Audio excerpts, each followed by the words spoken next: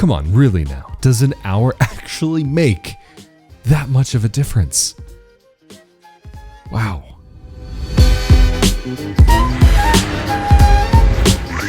Hello there, I am Rafael de Furia, back at it again on another Friday night, and this Friday night we are back to talk a little bit more about what's going on here in Italy, what some of the updates are on the current situation. And following up with last week's video talking about train travel and what things might be looking like, we are now at the point where we actually do know what things will look like because of the finalized decisions of the Italian government. Of course, in these update videos, if you see me looking off screen, that just means I'm looking at my notes. But of course, a decision made here in Italy by the Italian government rarely seems to find a consensus. And of course, currently here in Italy, we are living with a curfew from 10 p.m. until 5 a.m. because for some reason it seems as though they might think that like 10 p.m. to 5 a.m. is going to be especially dangerous to get the virus. I don't know. I will say there has been one nice thing about the curfew is that there aren't cars whizzing by in the middle of the night and people out in the streets screaming, coming back from parties and whatever it may be. But clearly, according to our government, it seems as though that those are the most dangerous times of day for the greater good of public health. So since that's the decision that they've gone with, we must follow and be good citizens of the nation. But we are seeing a few political parties as well as some regional governments actually fighting for the curfew to be pushed back a whole hour to 11 o'clock. Oh yay, a whole hour. Now this is finally over. We can finally celebrate. I mean, like I've said before, mama didn't raise no doctor, but I can't help but feel as though the curfew is maybe just a little ridiculous, just a little bit. Maybe I'm completely out of my league here and maybe I'm completely wrong. This debate over an hour that they are devoting time to a single hour. It feels like such a waste to me. There are huge problems that need to be solved. There are people who are homeless and hungry and are going through really difficult situations, but an hour is the biggest issue here. Of course, though, yes, I would prefer for the curfew to be pushed back an hour if we have a curfew at all, but of course, I'd rather not have a curfew. Even to begin with, I'm not somebody who really has been going out late or really stays out all that late.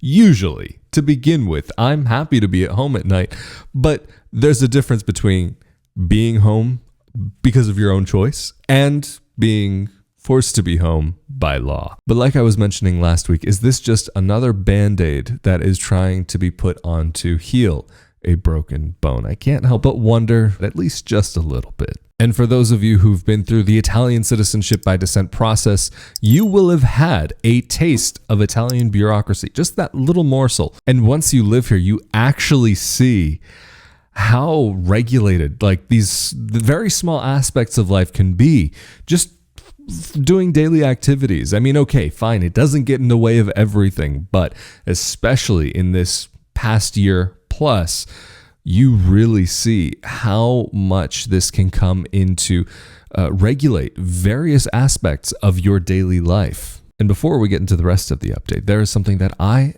always get asked about, and that's about moving to Italy. I'm not going to say my opinion has changed on moving to Italy or living in Italy, but maybe slightly. Maybe just a little bit. If you had asked me at the end of 2019 about moving to Italy, I would have shouted from the rooftops, shouted from the mountaintops, and preached about the wonders of life in Italy and how amazing living in Italy can really be. Even there was a clip from one of my episodes back in Merano where I was talking about just kind of in this half joking, preachy gospel way. I forget exactly what I said, but it was something like, come to the motherland, the land of the pizza, pasta, and amore. This land awaits you. I forget exactly how I phrased it, but something along those lines. But really now, after a whole year of this and everything that we have been going through here in Italy, and with the rules changing a million times and changing from one day till the next, and the lack of predictability. Of course, the lack of predictability is global. That's something that just about everybody is experiencing on some level. But at this moment in time, I can't say that I'm the most enthusiastic. And like I said, I would have shouted from the mountaintops. And even though I still do love the country, like I said, if you had asked me back in 2019, end of 2019, about moving to Italy, I would have said, yes, definitely. This is an amazing place. I mean, of course, it's still an amazing place, but moving on to what's going on in this present time in the world, moving here, yeah, that's a different story. Anyway, that's neither here nor there, but on to the lockdown updates. As expected, we are seeing some changes from the end of April moving on. And I was assuming, based on everything that I had heard, that the lockdowns were going to start to ease up from April going into June. But what it seems as though is they're actually going to go all the way into July. Some good news, though, that for some parts of the country, we will see the reintroduction of yellow zones. Yellow zones fit within Italy's 4-tier system, but basically it goes from white being life is starting to look pretty normal again, things are looking up, and we did actually have one white zone in Sardinia. If I'm not mistaken, it was the only white zone, and they went straight to orange or red. Supposedly the white is supposed to be that you're actually, like, things are looking up, life is getting back to normal, the future is bright. Yellow, you're pushing it. Orange, you're in trouble. Red, you are really in trouble. And right now, with the current set of rules that are in place in Italy, we only are in regions that have orange or red, basically risk, high risk, and really high risk when you get up to red. But like I said, the Monday following the upload of this episode, we will be seeing yellow zones back here in Italy once again. Thank goodness. It's not like things are going back to normal. There are some reminders of some semblance of normal, but things are nowhere near back to normal, even though in a yellow zone, we will be able to take part in various activities. For example, go to cafes, restaurants, and so on. But there are some restrictions on those daily types of activities. And just for example, we are going to see museums, movie theaters, and theaters reopen, as well as open air concerts and other types of shows being allowed to happen as well. And on the weekends, though, it seems as though you'll only be able to visit a museum if you have a reservation. But then going out to eat here in Italy, a very major event, or going out for drinks with friends, there are some restrictions that you will see. In yellow zones, restaurants that have outdoor tables will be able to serve lunch and dinner, but in places that don't have outdoor space, they will have to wait until the 1st of June. And on top of that, they will only be able to serve people during lunchtime.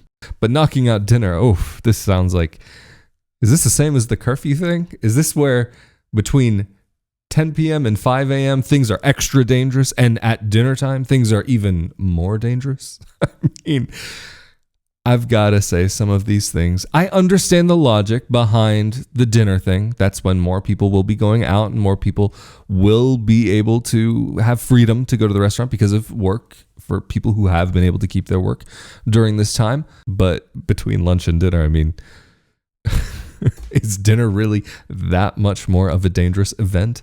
As far as openings, we will also see open air swimming pools that will be able to be open from the 15th of May in yellow zones, as well as trade fairs being able to start again on June 15th, and theme parks opening on July 1st. But what about travel in Italy?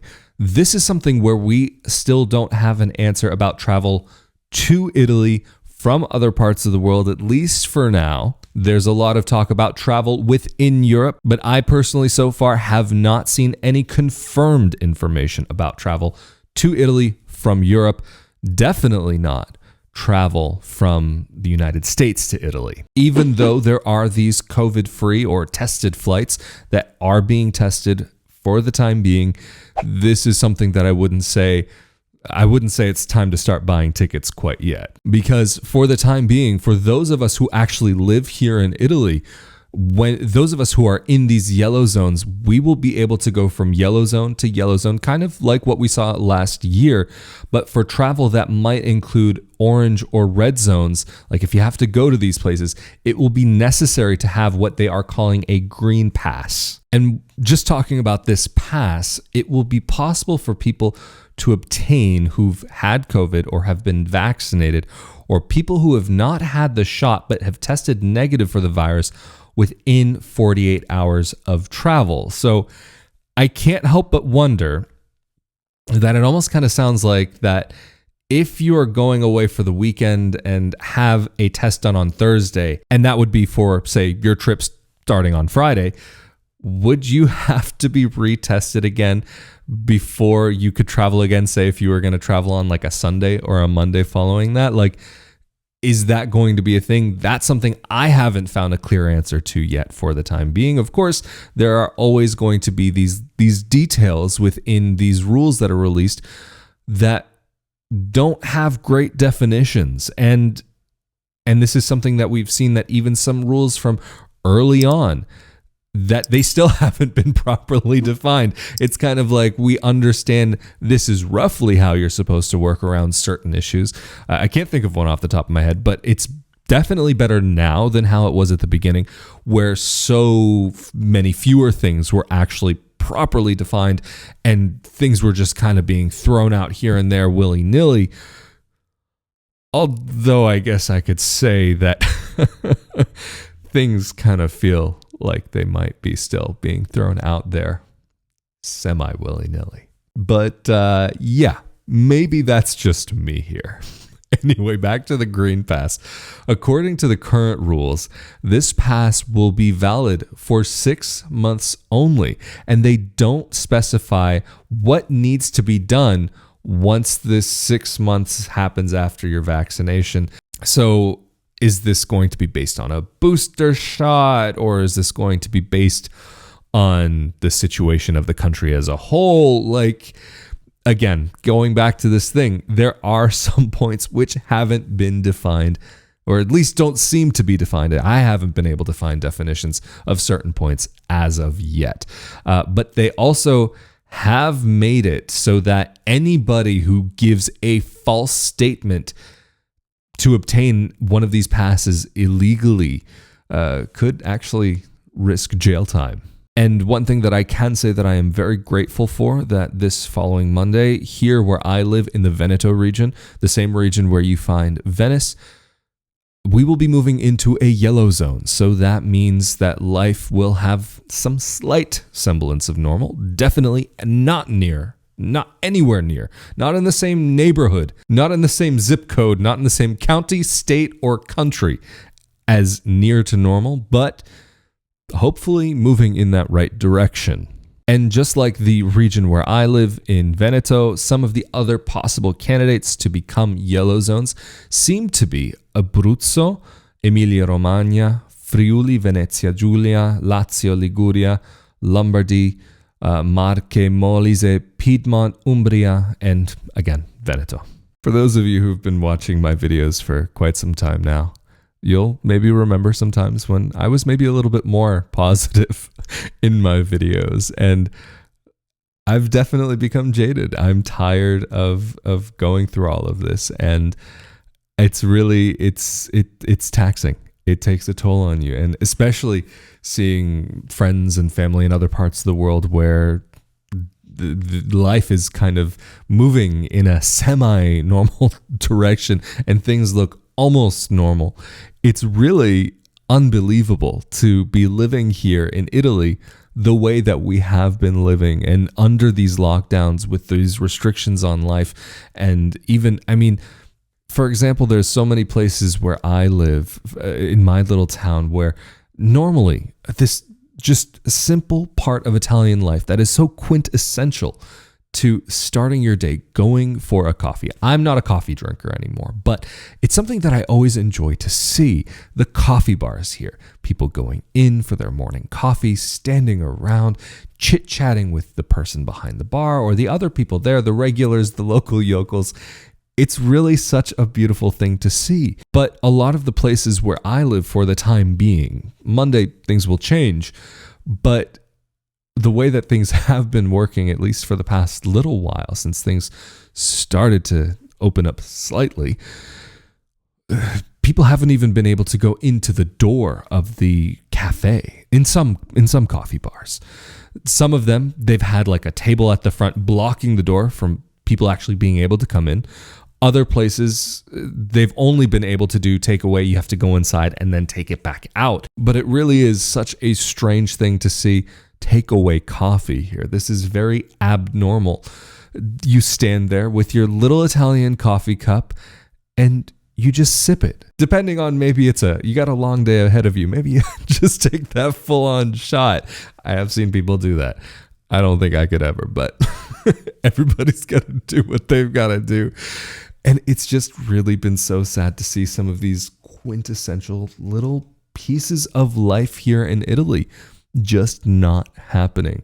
I'm so grateful that on Monday we will see this little piece of what life can be like and what life was like in the time before. In that time before time, the time before what we are going through now, to where people can actually sit on the piazza again at the cafes and bars and just do the normal things that happen here in Italy. Life has been anything but normal.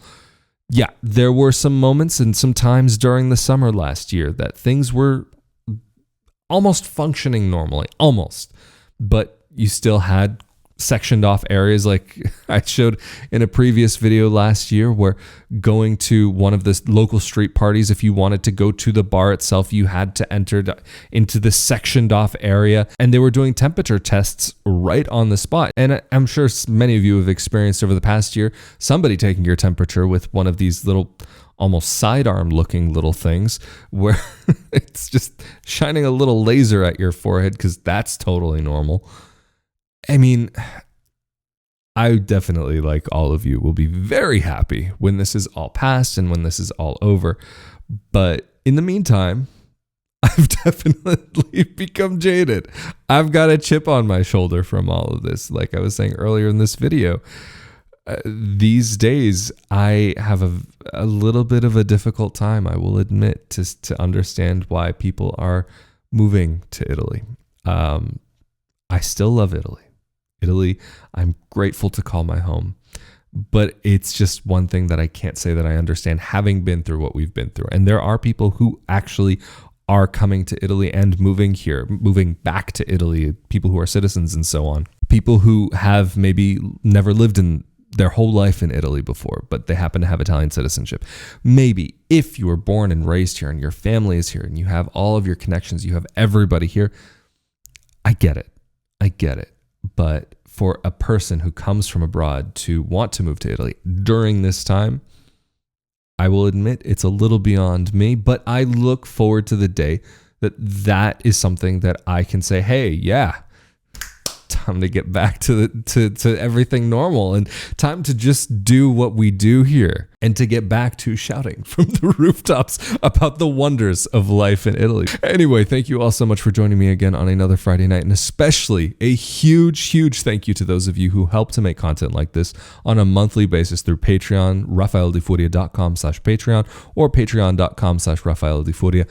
It's of course because of you all helping to make this project possible that I'm able to continue with these updates and to continue with this project. Thank you also very much from the bottom of my heart. Your contributions really do mean so much to me, and so thank you all so much for helping to make this content possible. And of course, if you would like to see or listen to more episodes like this, be sure that you're subscribed here on YouTube with the notification bell turned on. And if you could also give this video a like and share it with your friends, that would be very greatly appreciated.